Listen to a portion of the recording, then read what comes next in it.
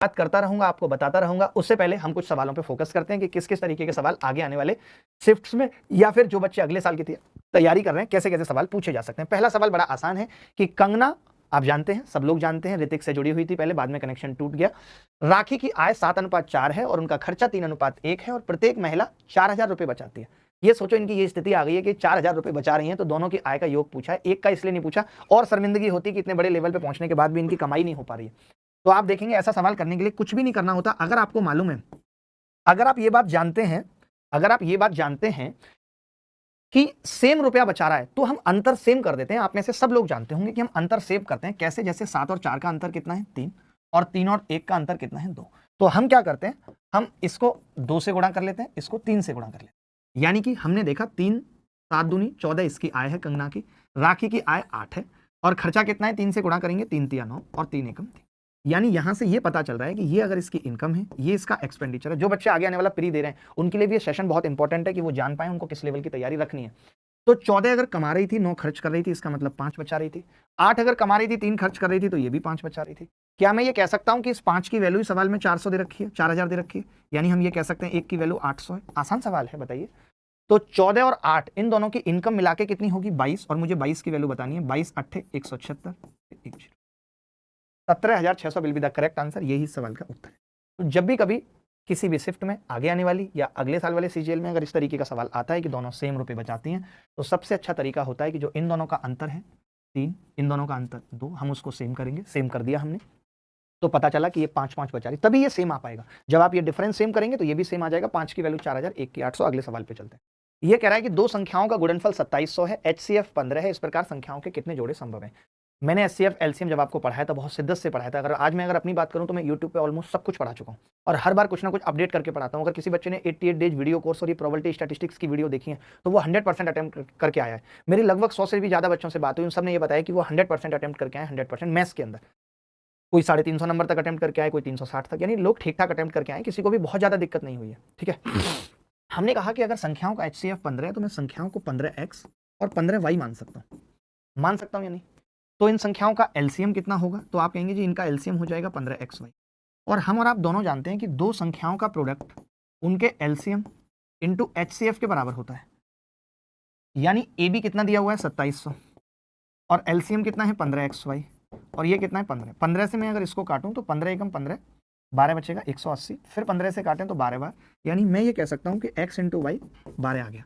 हम सबको पता होता है कि जब हम 15x और 15y मान रहे होते हैं उस वक्त x, y को प्राइम होते हैं, यानी इन दोनों में कुछ भी कॉमन नहीं होना चाहिए, कुछ भी कॉमन नहीं होना चाहिए। अगर x और y में कुछ भी कॉमन नहीं होगा तो फिर ऐसी x और y की क्या वैल्यू संभव है, आप कहेंगे या तो 12 और 1 हो जाए, 12 और 1 हो जाए, या फिर मैं कह सकता हूं कि 4 और 3 हो जाए। 6 और 2 नहीं ले सकते क्योंकि 6 और 2 में 2 कॉमन है, यानी 2 पेयर संभव है। जो XY की वैल्यू है वही 2 पेयर।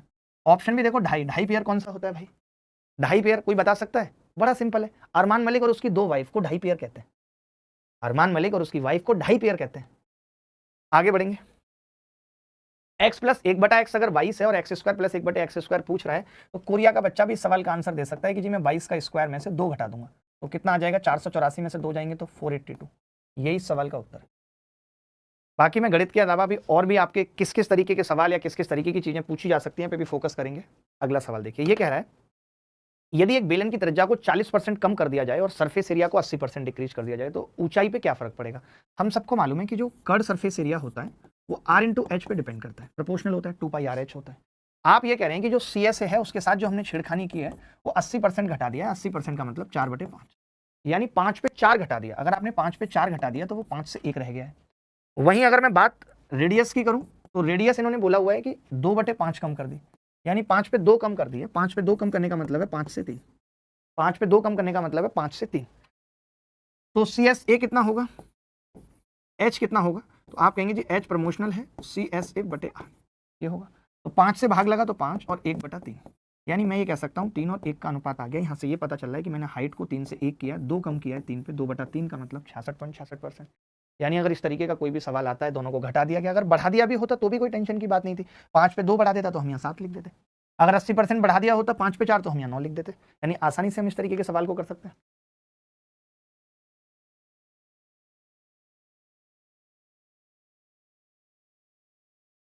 अगर 10a प्लस बी रूट 3 है और 10a माइनस बी 1 है, देन आपसे पूछ रहा है क्या होगा। यानी ऐसा सवाल एक कोरिया का बच्चा भी बता सकता है कि अगर 10a प्लस बी रूट 3 है, इसका मतलब a प्लस बी 60 डिग्री होगा, और अगर 10a माइनस बी 1 है, इसका मतलब है कि a माइनस बी 45 हो।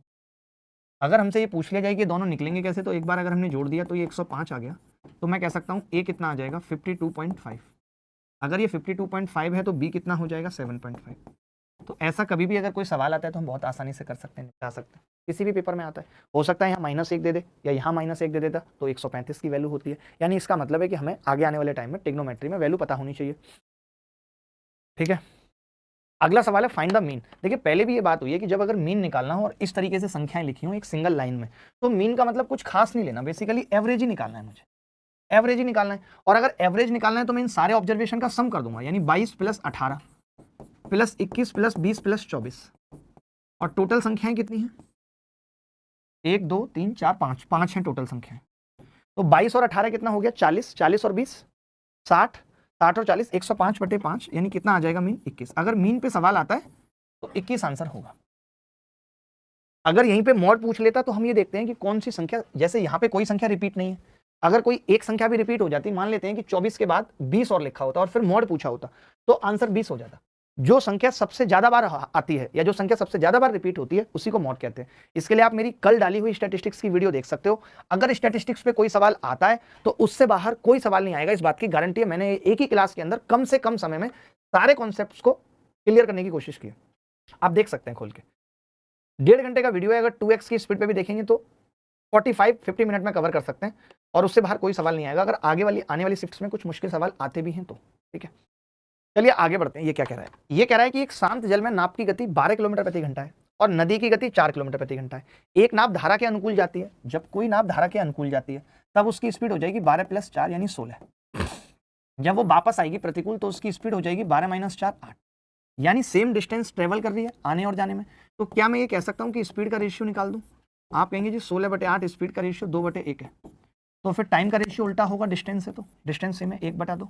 टोटल टाइम हमारे हिसाब से 3 है, सवाल में इस 3 की वैल्यू 6 घंटे है, यानी 1 की 2, तो मैं कह सकता हूँ कि जाने में 2 घंटे लगे, आने में 4 घंटे लगे। अब कोई कोरिया का बच्चा, चाहे वो साउथ कोरिया का हो चाहे नॉर्थ कोरिया का, इस सवाल का उत्तर निकाल सकता है कि अगर जाने में 2 घंटे लगे थे तो या तो इसको 2 से गुणा कर दो, आने में 4 घंटे लगे थे तो इसको 4 से गुणा कर दो, दोनों ही स्थितियों में 32 किलोमीटर डिस्टेंस आ जाएगी। यही आंसर है। क्या ये सवाल मुश्किल था? सत्तू हमारे साथ जुड़ा हुआ है, सत्तू ने ऑलरेडी पेपर दिया था पिछले साल एसएससी का, तो इसका पिछले साल 1 नंबर से रह गया था, तो इसको एसएससी से नफरत हो गई, कह रहा है मैं डायरेक्ट आईएएस दूंगा। ऋचा भी हमारे साथ है, ऋचा का पेपर 7 तारीख को है, ऋचा के प्री में 190 मार्क्स हैं, सोचिए, जबकि इसको कुछ ऐसा आता नहीं है, कह रही मैं तुक्के मार के आई थी 150 नंबर का करने के बाद, और 40 नंबर बढ़ गए उन तुक्कों में। तो सबका अपना अपना कैलिवर है, कौन कितना करता है। एक बड़ा प्यारा सा सवाल देखिए, ये कह रहा है एक व्यक्ति एक मशीन 6000 में खरीदता है और 1 वर्ष बाद 7000 में बेच देता है। यानी अगर कोई मशीन 6000 में खरीदी और 7000 में बेच दी तो उस पर 1000 रुपये का लाभ ले लिया। अब 2 वर्ष बाद उसने एक मशीन 9000 में खरीदी और उस पर 11000 का लाभ ले लिया। 9000 में खरीदी और 11000 में बेच दी, यानी 2000 का लाभ ले लिया। तो क्या मैं ये कह सकता हूँ ओवरऑल इस आदमी ने 15000 रुपये निवेश किया और इसको टोटल लाभ 3000 का हुआ है। 3000 15000 का कितना है 1/5, यानी 5 पे 1 का लाभ है, 100 पे कितना होगा 20%। बताइए, जो टुच्चे से टुच्चा बच्चा भी है वो भी इस सवाल को कर सकता है।